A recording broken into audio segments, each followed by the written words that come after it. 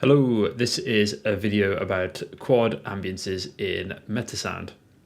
So what often happens with ambience beds is there'll be a 2D stereo sound created, and that ambience bed will rotate as the player rotates. So the left channel of the stereo sound will always be panned left, and the right channel will always be panned right, no matter how the player rotates.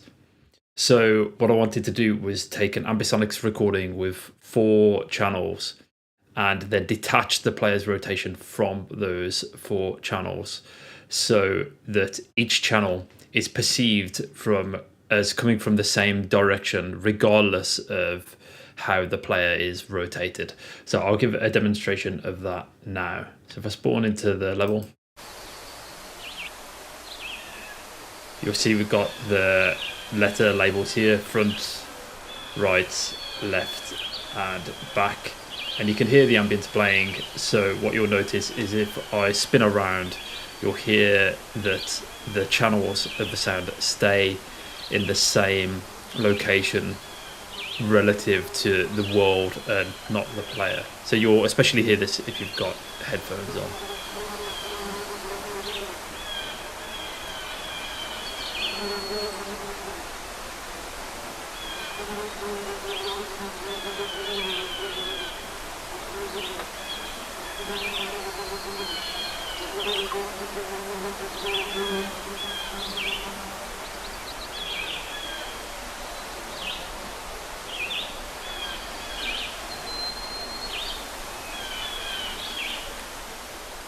One thing about this is that it actually doesn't take up 4 channels of audio. So if I put debug sounds on, it's only taking up 1 channel. So that's only 1 voice.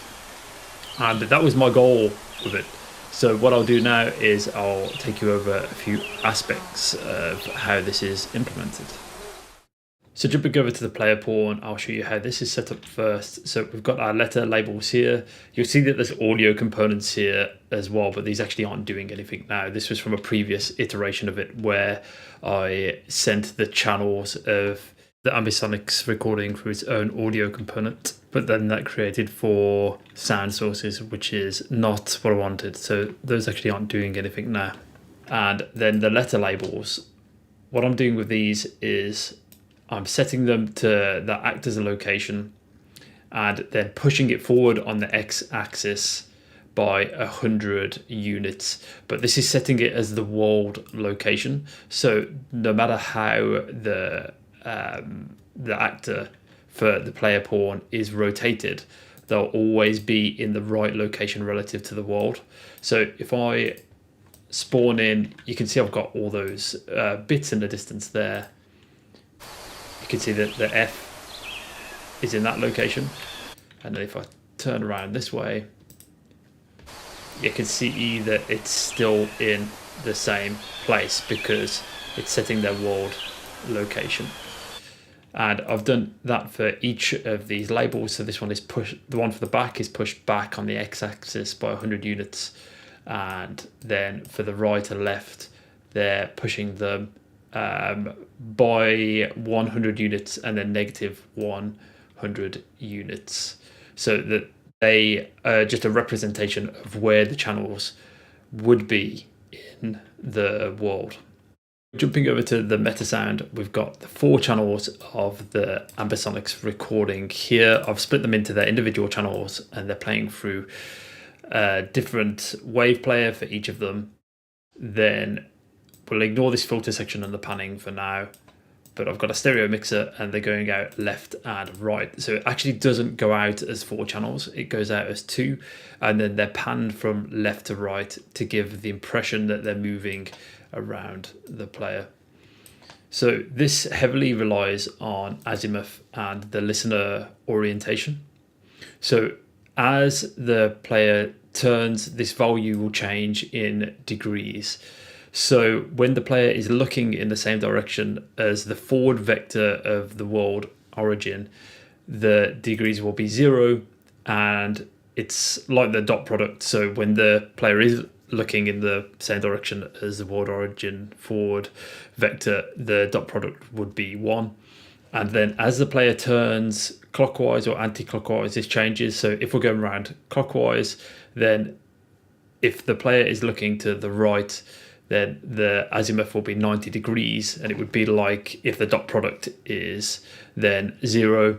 And then as a player turns around and they're facing in the opposite direction of the forward vector of the world origin, then this would be 180 and the dot product would be -1. So we're using these values to find out which direction the player is looking and the player's orientation.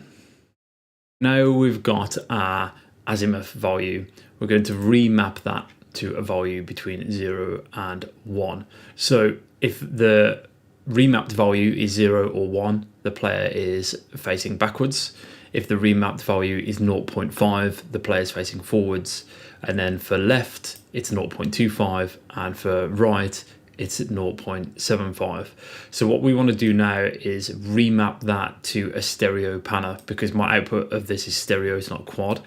So if I go down to the stereo panner here, and we go to the panner mount, if the value is set to -1, the sound is panned fully left.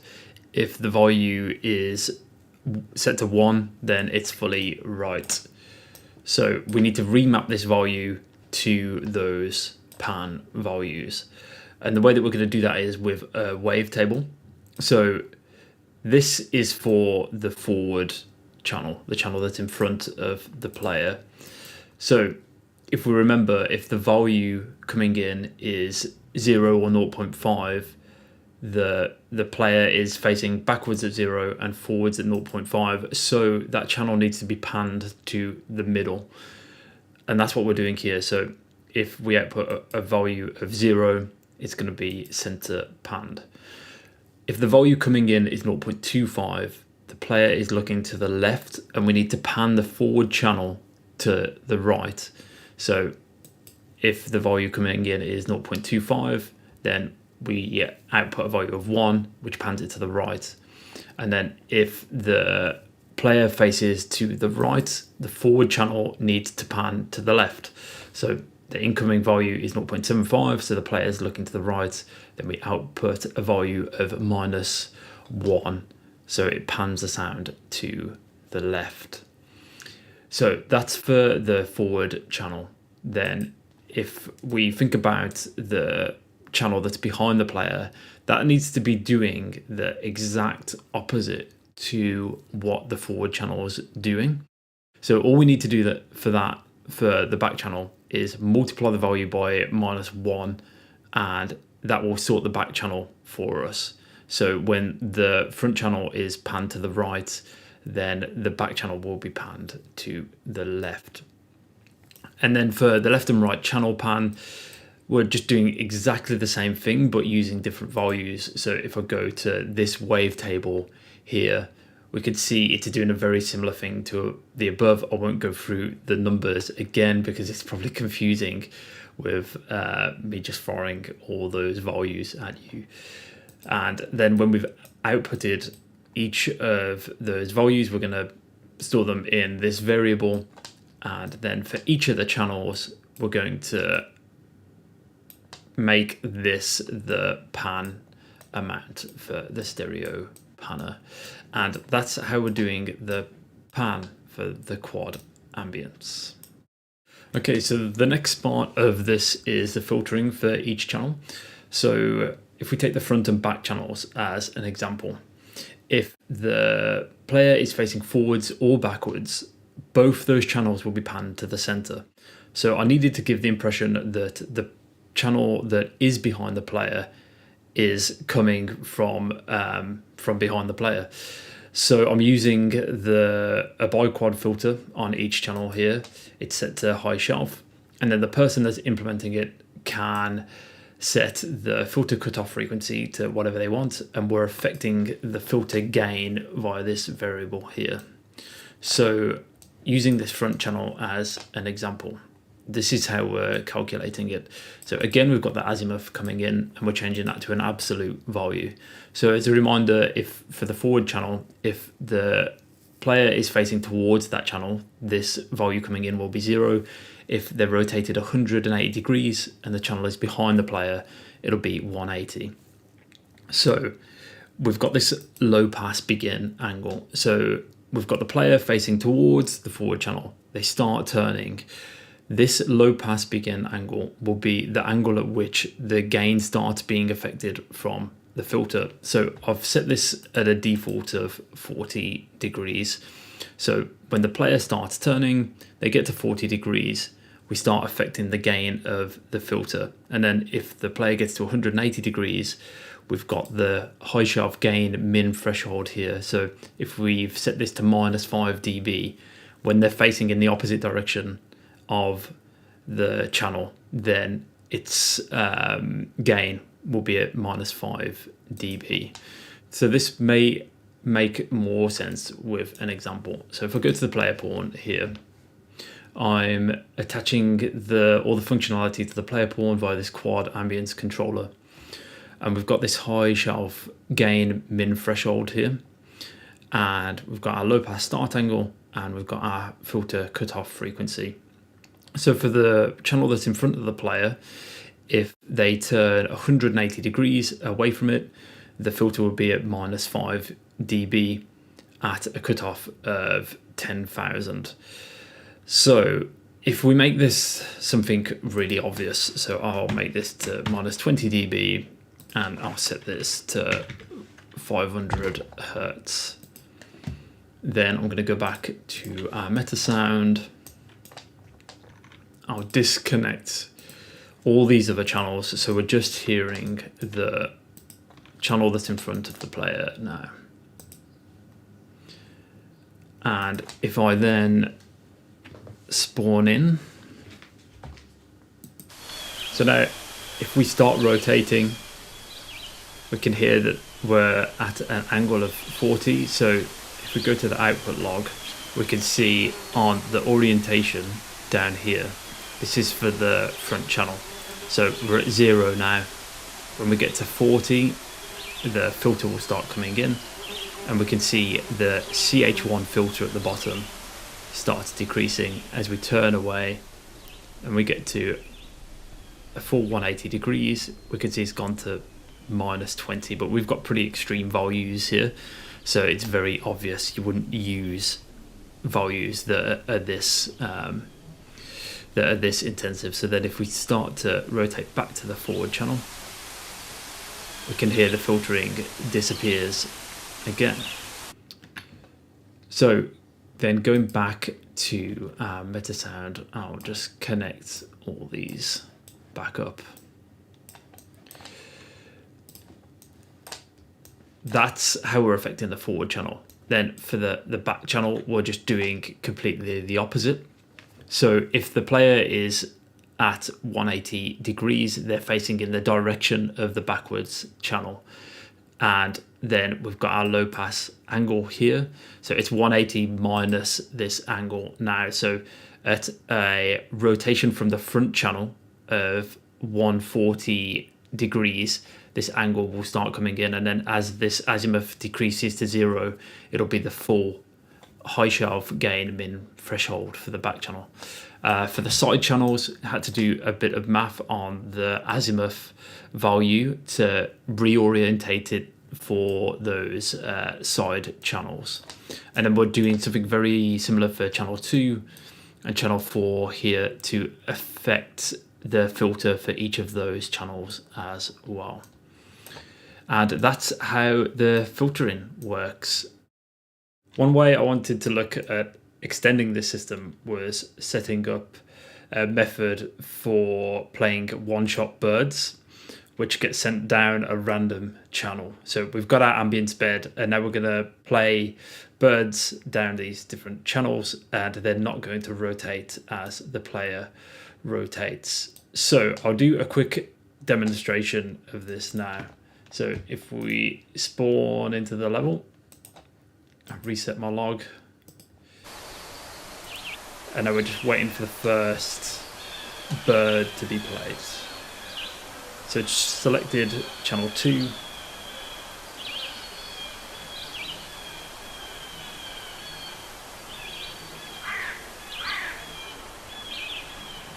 We can hear it playing through that back channel. It should repeat one more time.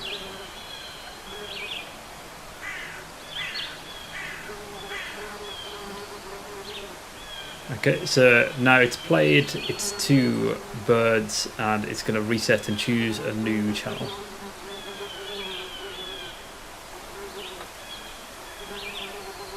Okay, so we selected channel 3 this time.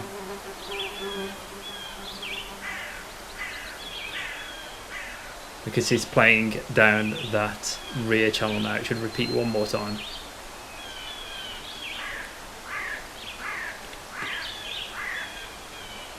And then it will reset and it will choose a new channel. So the way this is working is it's getting a random time to first spawn the bird, then selecting a random channel. And what I really wanted here was to be able to select a random channel without having to repeat it this many times. So how we've got a trigger route here. What I was basically looking for was the opposite of this. So when we get a trigger come in, select a random trigger out, and then I could have just pathed the audio to a random channel, but it looks like that's not available yet. So I've just repeated a patch for each of the channels, and then these get sent to these mixers to add it to whichever channel it picks. And then in the bird patch, I'm creating a random amount of times that the bird will spawn, and then we're getting a random delay time between those birds, selecting a bird from the array, and we're making sure it only repeats the amount of times it should. And then when it's done repeating for the random repeat time that was set, it'll reset the whole thing. So this is just an example, but this could be extended to multiple birds. It doesn't have to just be a crow, or it could be anything else. It could be random city sounds, horns that get spawned or played rather through different channels. It would be extendable in that way. And that's how I'm playing one-shot birds through the system.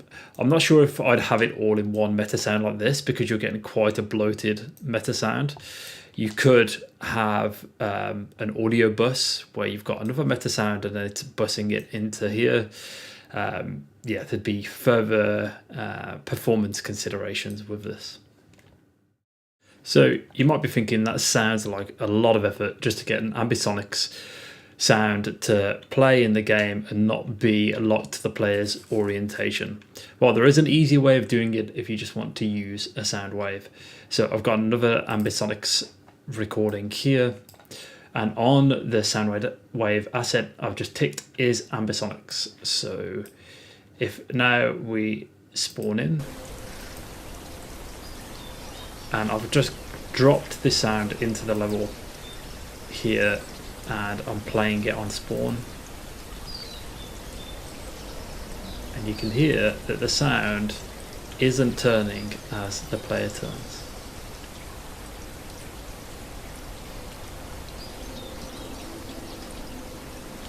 So if you just want to use a sound wave asset, that's what you can do. And that's all for this demonstration of quad ambiences played through MetaSounds.